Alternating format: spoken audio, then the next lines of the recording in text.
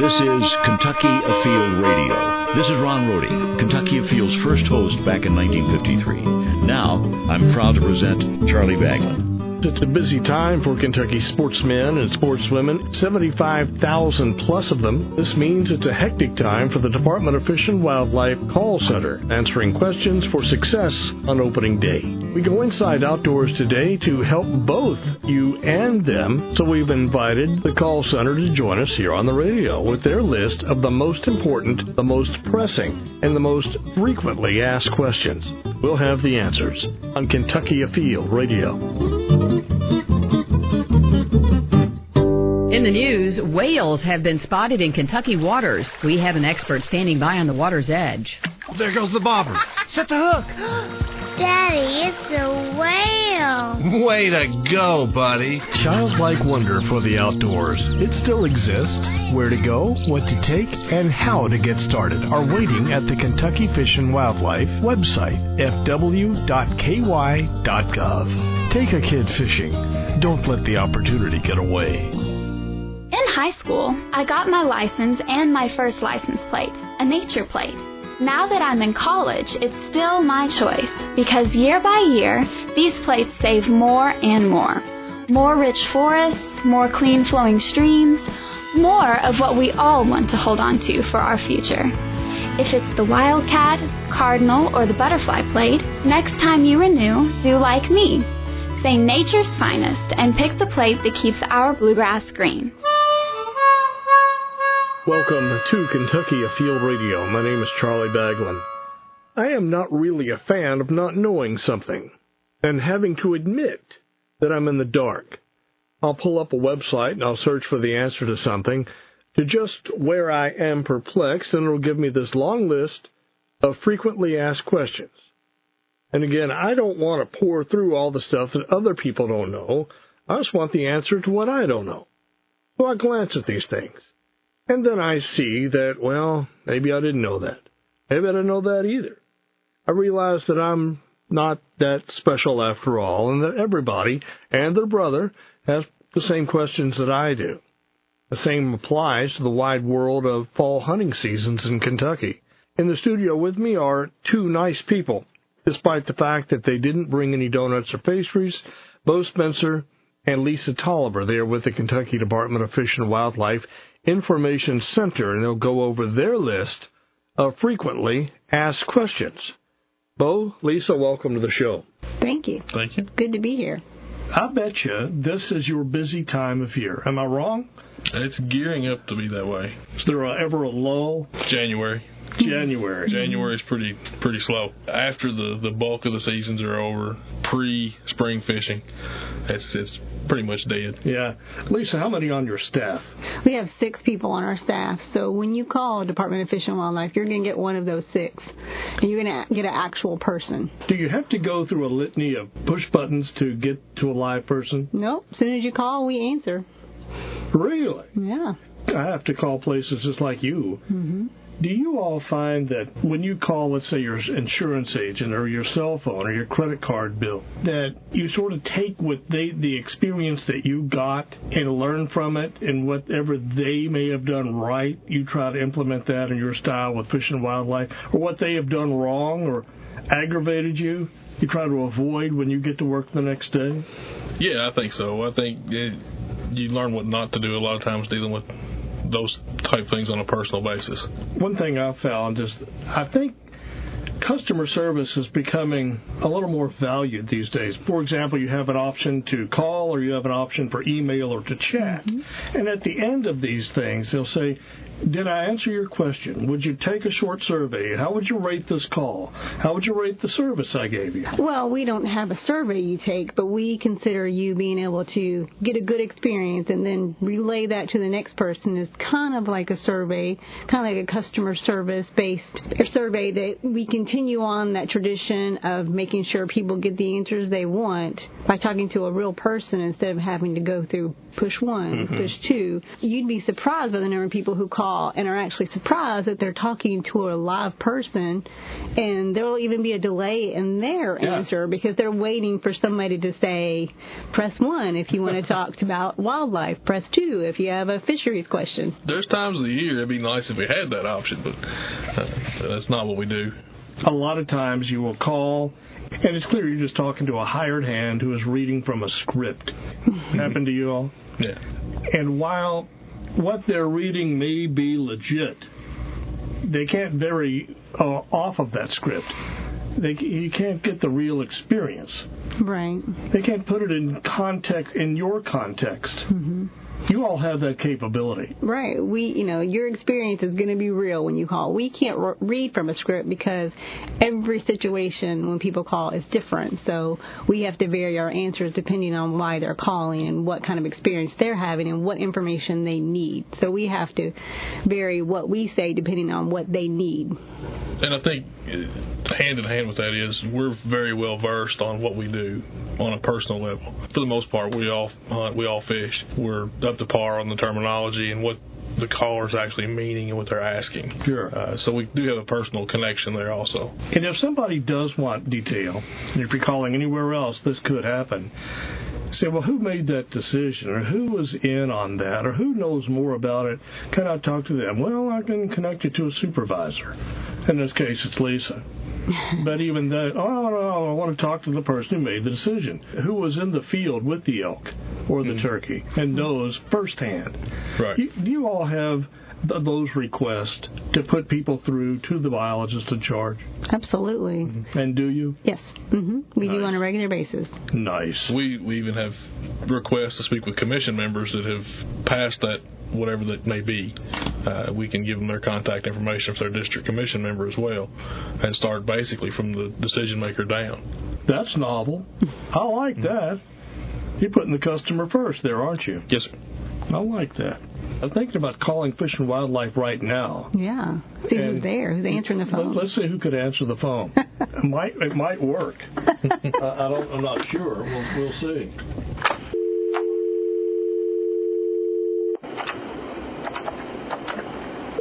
Let's see if they answer. Kentucky Fish and Wildlife. Hi there. I had a question about WMAs. Okay, what about it, sir? So, do I need to get permission to hunt on them? Well, what kind of hunting are you going to do on them? Well, it's archery season for deer. Mm-hmm. Do I need to, register someplace or call in advance? No, sir. What if I wanted to put up a blind or a deer stand? Let me give you this suggestion, okay? Okay. Don't leave them overnight. But no, sir, as long as it's not during a quota hunt, you can go in there and archery hunt if it says which one you going to? Well, I was looking at Kleber. Okay, now the quota hunt for Kleber and Rich is November the 5th and 6th and December the 3rd and 4th. It's open for archery season, so both of them are open for archery season. It's just during those two different periods, November the 5th and 6th, and December the 3rd and 4th. Unless you're drawed, you cannot be on there. If you want to go out today, you can, sir.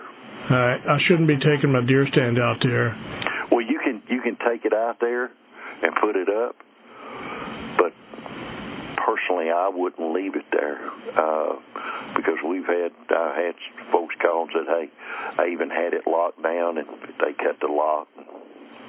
So. All right, thank you, sir. Okay, sir. Bye. Well, that's pretty good. The guy's honest, gave some pretty good advice. And when he says they cut the lock, that's not Fish and Wildlife personnel. That's just anybody. This is a public area. So for the safety of your own possessions, I guess that's some pretty good advice. I appreciate him telling me that. After our calling, everything we're talking about has to take place during the business day. Mm-hmm. You're not 24 hours. No, we're Monday through Friday 8 to 4:30. Eastern time. 7 to 3:30 in the west. Mm-hmm. What if I had a question? What if I legitimately had a question? I'm out on opening day, a Saturday morning, and you're not there to answer the question. What do I do? If it is a regulatory question or law enforcement question, you can call your local state police post. They can put you in touch with the conservation officer that's working or on duty at that time in your area. Aside from that, if it's a non-emergency call, you've got the capability to email the information center, or honestly, you'd have to wait until Monday morning to call us. You can check out our website, too. We have a lot of the information that you may be wanting on our website. That website is a wealth of information, and it covers a lot of different topics and things that you may have questions about on our website. Is your mobile web as thorough as the desktop? Yes. So is it the same? It's not the same. It looks a little bit different, but it has that information on there. We are answering your questions with the Kentucky Fish and Wildlife Info Center. What gets you aggravated? We'll talk about irate callers just ahead after the break. And you are listening to Kentucky Afield Radio.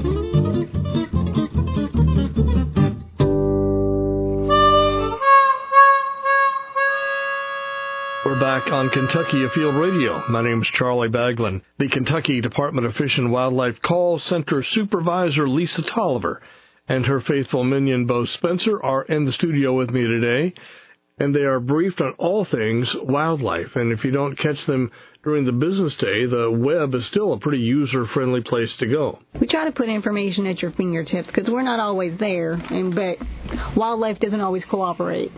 Wildlife operates at the worst times of the day. Sometimes. Buddy, you've got to be up. They don't check the clock. No. You ever get complaints?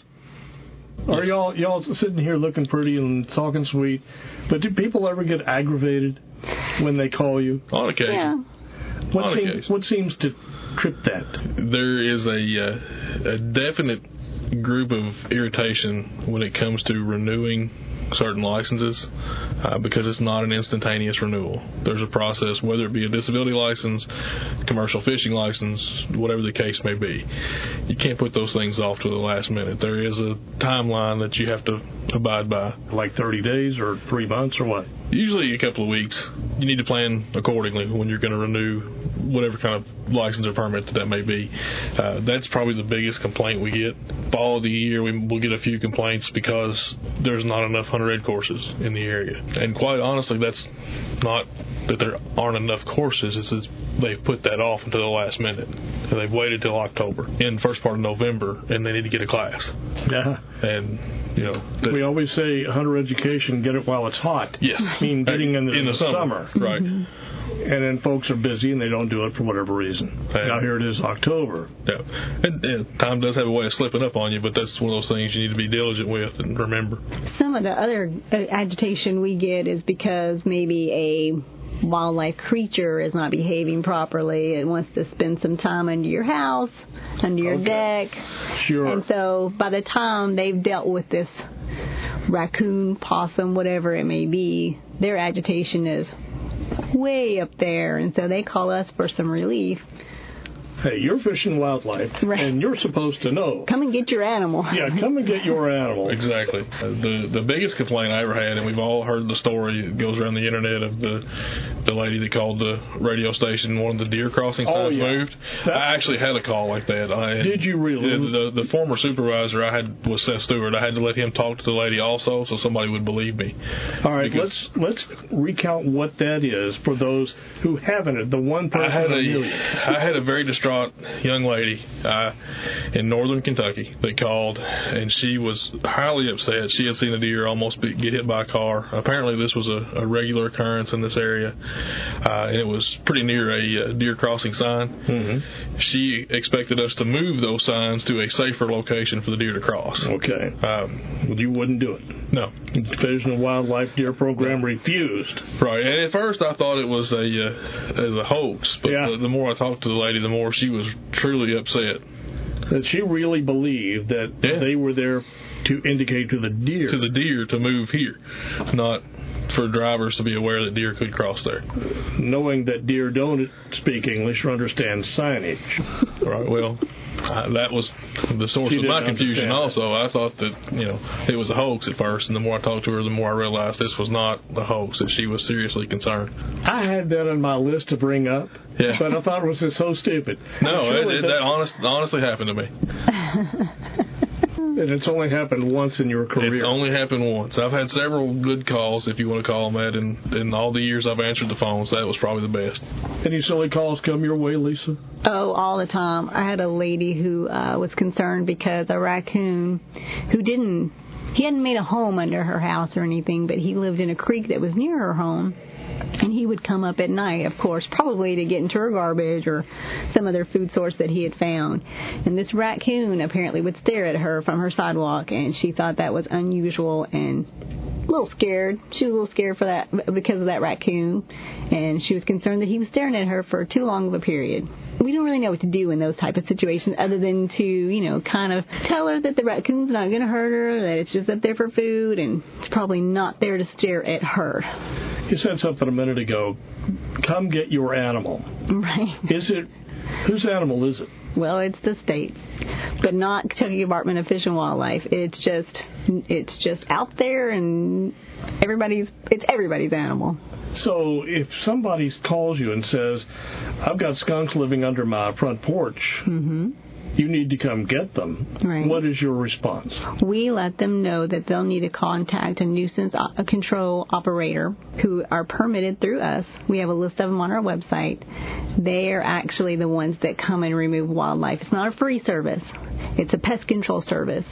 But those people have to be permitted through us to actually take care of wildlife. And they have commercial licenses to do that. But still, there's a fee involved, and so there's more reef coming your way. Yeah. Right. But you're a Fish and Wildlife, and you should do this. Yes. Yeah. But we just don't have the staff or the manpower to remove all nuisance wildlife that gets under homes or makes a place in their attic or wherever this animal might be. The early fall, it starts slacking down, but during the spring and summer months, we get tons of those calls. And that would be a full-time job for several people if we did that. I imagine coming up and as it starts getting cooler and cooler, and a skunk or raccoon, and they're looking for a warm home, they find your garage door up. Oh. Why not? Nice place. Nobody else has found it. They're looking for warmth just like anybody else. Right. Do you see a peak in the fall? Generally, late summer is the peak. Yeah, I think people are out more when it's nicer weather, and that may be why they're seeing these around their homes. It's more daylight too, so right. They're outside, and and the animals are moving about more in the daylight than they would maybe in the winter when there's just less daylight. Snakes are going to go to sleep soon, if not already. They're going to slow down. The tick population is probably going to come to a halt. Other bugs, flying insects, mosquitoes, and that, as the weather cools, they go away. So maybe that's a plus. And birds and everybody else starts to settle down too. There are questions that you get this time of year for fall fishing, hunting seasons, and we ought to go over some of those just in the event that people listening might have the same question and would save them a trip to the web or a trip to the phone to call you. First off is, when is youth deer season? We have 2 youth seasons. We have a youth-only firearm season that is October 8th through October 9th. That's that weekend. And then right after Christmas, so the weekend after Christmas, so this year it falls on December 31st through January 1st. It's a free youth weekend. What's free mean? Free means if you're under age 16, then you would not have to have a license or permit to hunt for the white-tailed deer. That's a plus. Yeah, that's a Christmas gift right there. Still need to telecheck that animal, though. Yeah. That's another source of confusion during those free weekends, is they think that the telecheck requirement is lifted also. Right. A lot of people get a new rifle or a new gun for Christmas, and it's a good time to use it and introduce them to hunting. So maybe they'll like it, want to get a license next year. Now, if you are under age 12, you don't need a license or permit at any time during the year. But at age 12, you start to need a license, a junior license, junior hunting, and a junior deer permit. At age 16, you would need the adult. But during that free youth weekend, anyone under the age of 16 can hunt without a license or a permit. So youth firearms only, October 8 and 9, you can take either sex with that, and then you can go New Year's weekend, New Year's Eve or New Year's Day, absolutely free as long as you telecheck. You have a lot of compliance with telecheck. Any questions? People forget, I don't have a cell signal where I'm hunting. How's all that work? In that situation, we recommend fill out the carcass tag as you would anyway. Wait until you get a good cell signal or a landline before you make the telecheck call. Saves you having drop calls and accidentally checking an animal in twice. That's our best advice we can give you. You don't have to have that confirmation number when you move the animal as long as the carcass tag is filled out and completed. Do the telecheck when you've got a good signal or a landline. You can call or you can go online and do Right. The telecheck is online also now, so you can even do the telecheck on a smartphone in the field if you've got good data coverage there. Sweet. Yeah, that works. Where do you find that on the web? Under the telecheck tab. I've got it right here on my phone. Our website address is fw.ky.gov. Yeah, I'm seeing it right here. It's the third item down, telecheck, and there you go. We try to make it as easy as possible. Hey, I like this. Get a free hunting cap. Annual report with completed hunting log. That's the small game reporting log. That's squirrel and rabbit, I do believe. There's also some more information on telecheck. They're asking for a little bit more information. I don't know if you've gone over that. That's true. They are asking for a little bit more on the antlered portion of that. Yes. Can you explain that? That is nothing more than a herd health survey. There's been some confusion among the sportsmen that we're looking at antler restrictions in the future and so forth, and that's not the case at all. If I were Gabe Jenkins and I were in charge, I'd want to know these things. Yeah. And the hunters in the field are probably the best to be able to give data back to me. Absolutely. And by adding that to the telecheck system, you've got a captive audience that's going to give you that data, and you're going to be able to get more data at an easier process than doing a mail survey with a select few or something along those lines. Mr. Spencer, Ms. Tolliver, we need to get to a break. Our fishing report is standing by. Then we will have more. My name is Charlie Baglin. You are listening to Kentucky Afield Radio.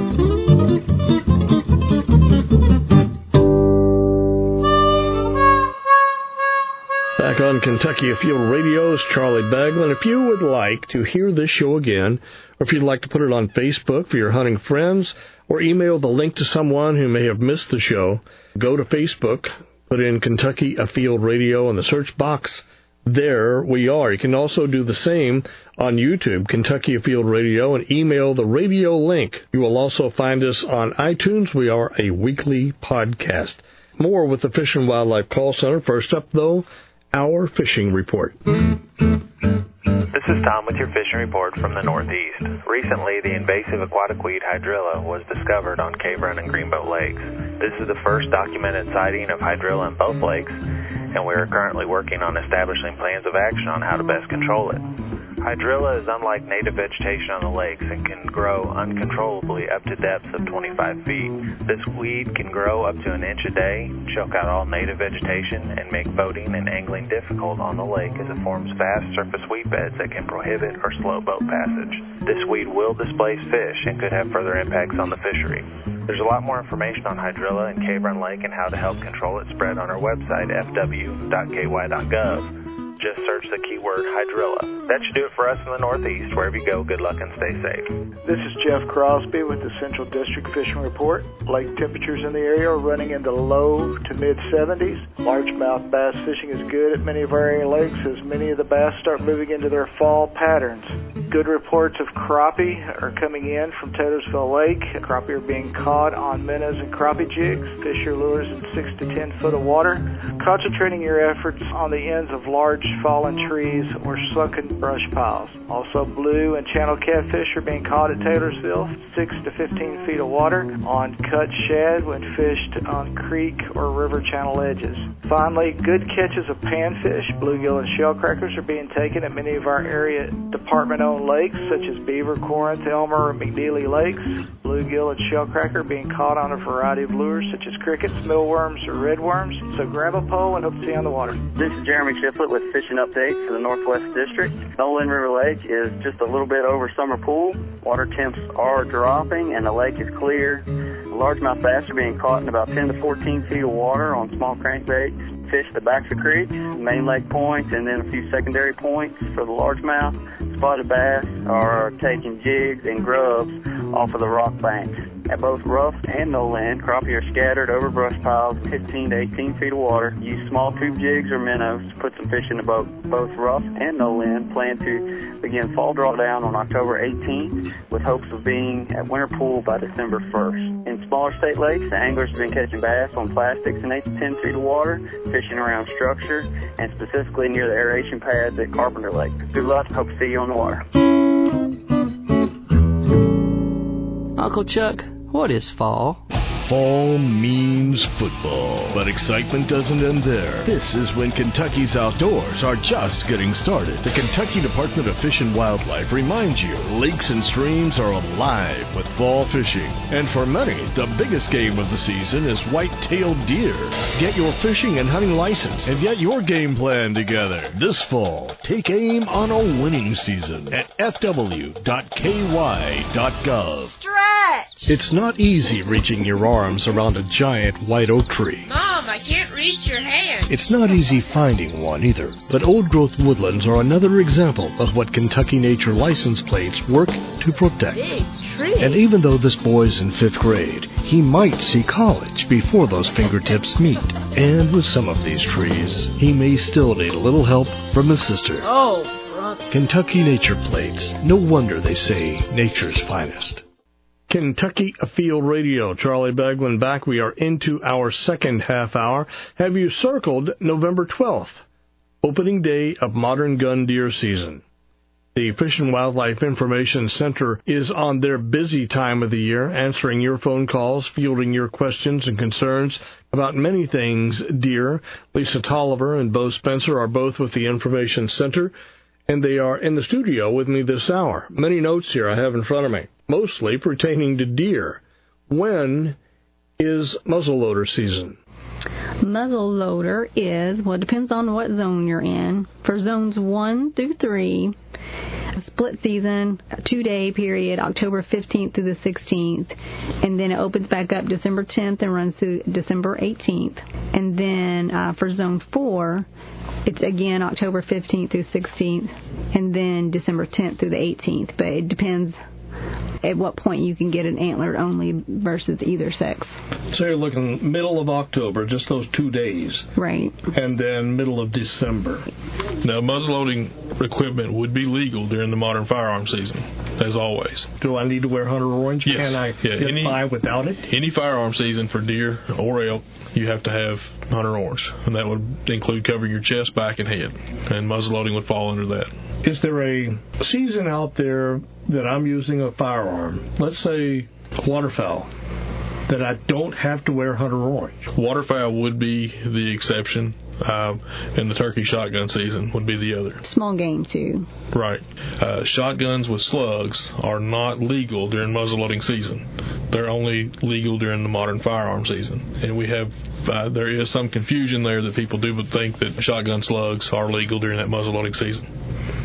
Do I have to wear hunter orange during modern gun if guns are not allowed on a WMA? No, you do not. In turn, you would have to wear hunter orange if you're hunting with archery equipment on private property during that season, though. You have to be visible. Yes, sir. Right. That's the key to the hunter orange right there. Right. How do I take hunter red? The hunter red course is offered one of 2 ways.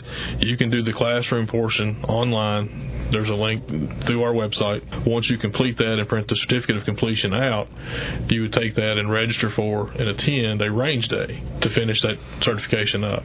The other way to take it is the old-fashioned, the old standby, where you go to the class and do the instruction there in seat and then take the range day with the rest of that class.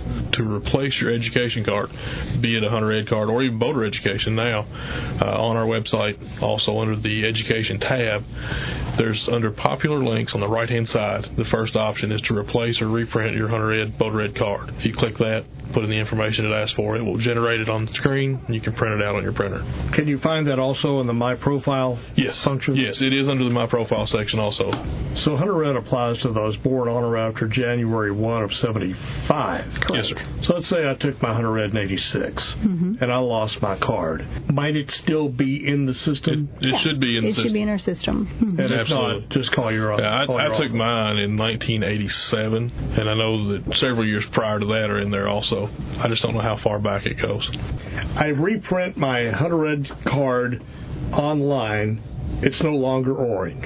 Yes, it will be. It will be? If you have prints in orange. If you have a color printer, it will print orange. Okay, so you don't have to have orange paper. No. It will actually print 2 copies of your card when you reprint it on the website. One is black and white, and if you have a color printer, the other one on the bottom will be orange. Nice to know. You can just cut it out, sign it, laminate it. You don't have to laminate it, but you can, and telecheck my information. And this year when you call telecheck, it will tell you when you first call what new information you're going to need. So if you don't have that information right then, hang up, get that information, and then call back. HIP. HIP's a HIP word, Harvest Information Program. Now that applies to anybody that's going to hunt migratory birds. Am I correct in that? Correct. That's and correct. that pretty much is every bird in the state, with the exception of quail, grouse, and what's the other one, wild turkey? Wild turkey, yeah. So if you're going to hunt any bird... Any waterfowl or other migratory species, you need that. So the HIP program, I remember I've been with the Department of Fish and Wildlife a number of years, and it would either be Harvest Information Program or Habitat Improvement Program. When you get the calls and say, I have a question about HIP, do you have to ask which one? No, not right now. The last couple of years, it's been related to the harvest, the migratory bird harvest program, and that is required online by like I said, anybody that's hunting any migratory bird. It's a 2-question survey that you do online, and it generates that number.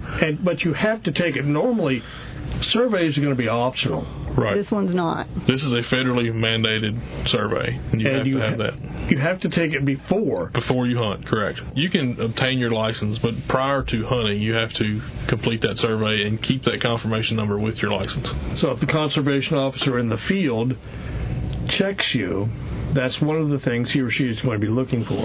Absolutely. And another really nice feature of the license reprint option now on our website, once you complete that HIP survey, if you go back and reprint your license, it reprints with that HIP number on your license. Customer service is what it's all about. Yeah. I like that. What are those 2 questions?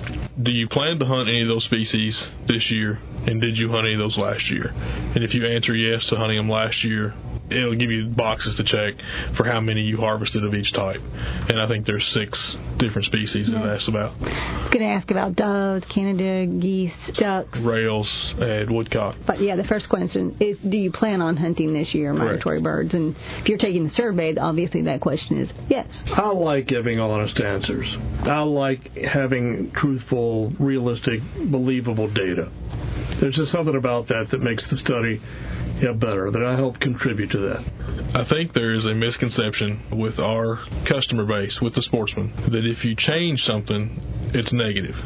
If it's something new, it's not always a positive.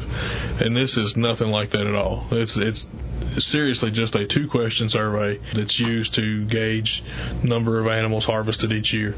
Next on the list of questions, quota hunts. All right. I like the face that Lisa just made. This is radio. It's not Can I put a picture of that on Facebook? Can you make that face again? That was beautiful. Talk to me about quota hunts. Generally, the biggest question that we get is, how do I apply? When is the drawing date? And do I still have my preference points from last year because I didn't get drawn? So those are the 3 big ones. Application period was the application period is September 1 through September 30th online. So it's over now. So that's over. Right. Okay, that's for all quota hunts that there would be during this season. With the exception of the elk, as you know, which is January 1 through April 30th. So now the quota hunts begin. The first one, it looks like it's going to be the Big Rivers WMA and State Forest. That's a different quota hunt this year. So I'm looking here on page 26, just like you are. Right. So everything here is listed. Yep, it's all listed in there, our fall hunting and trapping guide at our local vendors. Or online. That's true. I think if you look at it on the desktop version, there is a quota hunt tab. Yeah, this one has the deer quota hunts. What's online shows you all the different quota hunts. Apply for a quota hunt is the very first tab on the mobile version. But I use my cell phone far more quickly than I use probably a desktop. I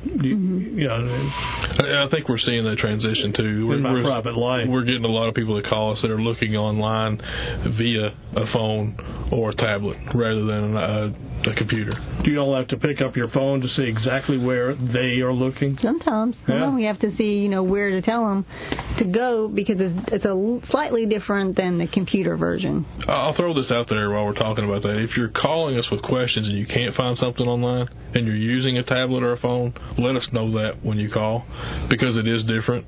And sometimes that does cause some frustration when we're saying go here and they're not seeing where there is. Mm-hmm. Yeah. On your list of questions you get asked most frequently in the fall, what do you do with a sick animal, an injured animal, a nuisance animal, and then you have specifically a bear in your yard?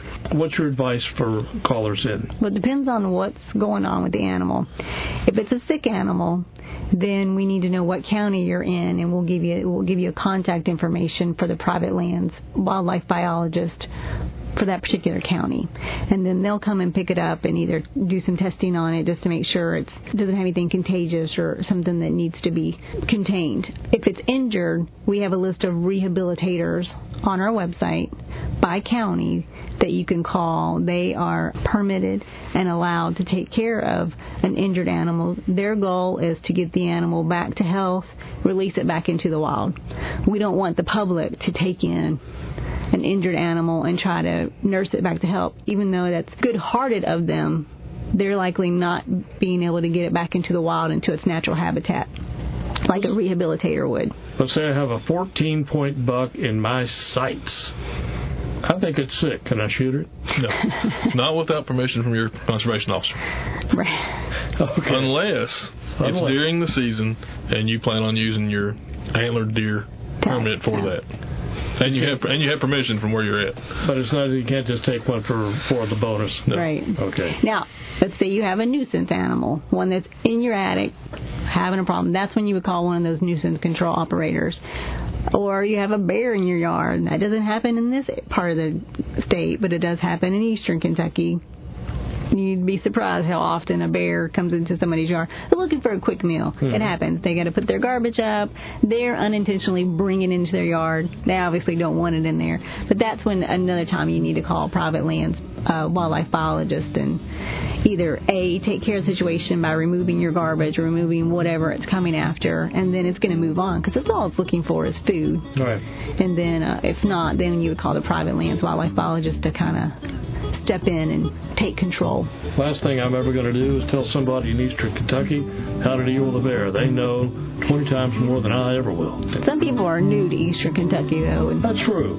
They may not know how to deal with the bear yet. Or the bear may have moved into a new area. Back to wrap it up right after this break with the good people from the Fish and Wildlife Information Center.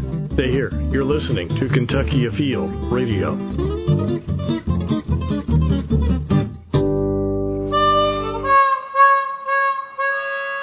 We're back on Kentucky Afield Radio. I'm Charlie Baglin. Back with our final few minutes with Bo Spencer and his gracious boss, Lisa Tolliver, with the Kentucky Fish and Wildlife Information Center.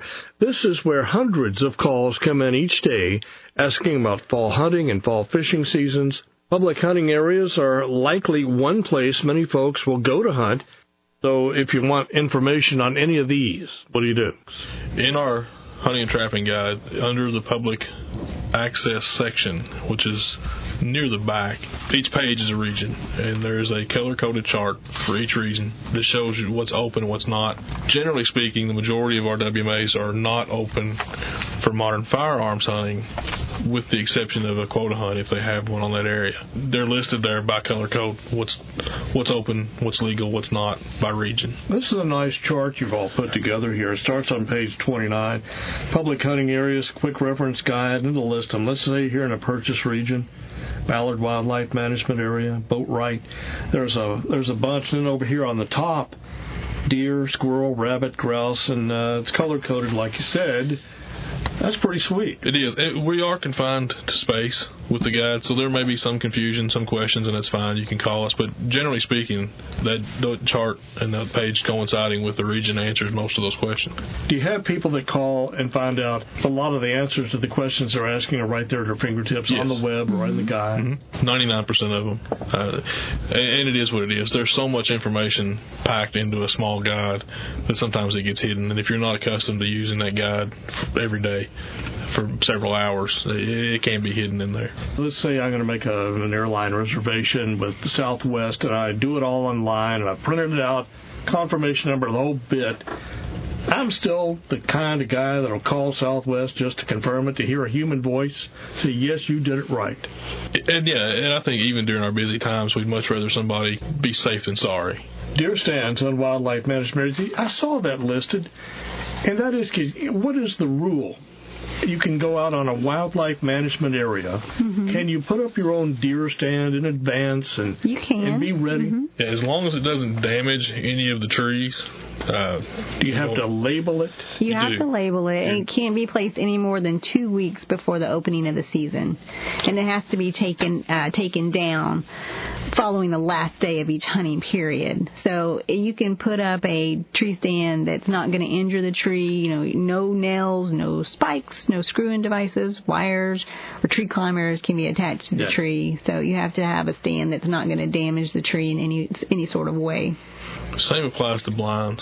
Some people do prefer ground blinds, and the same information would apply there also. I'm just thinking, if I were to walk into the woods and see a blind, something's wrong with that blind. It's supposed to be invisible. Well, maybe not invisible to you.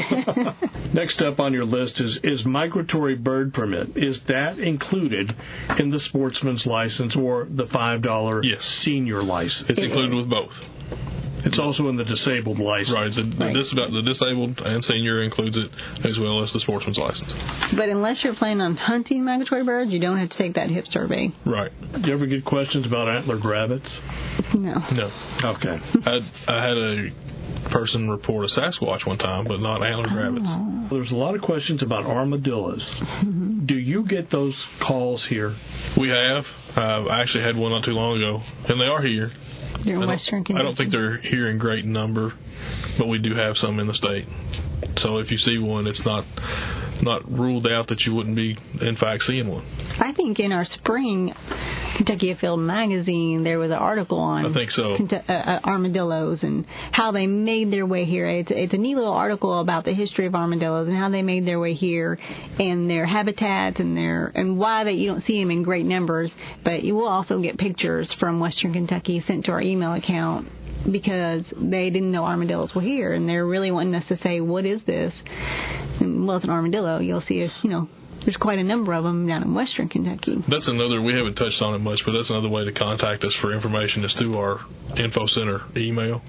What is the address? It's info.center@ky.gov. That's really handy if you need something forwarded back to you, if you have a regulatory question and you want a copy of the statute or reg.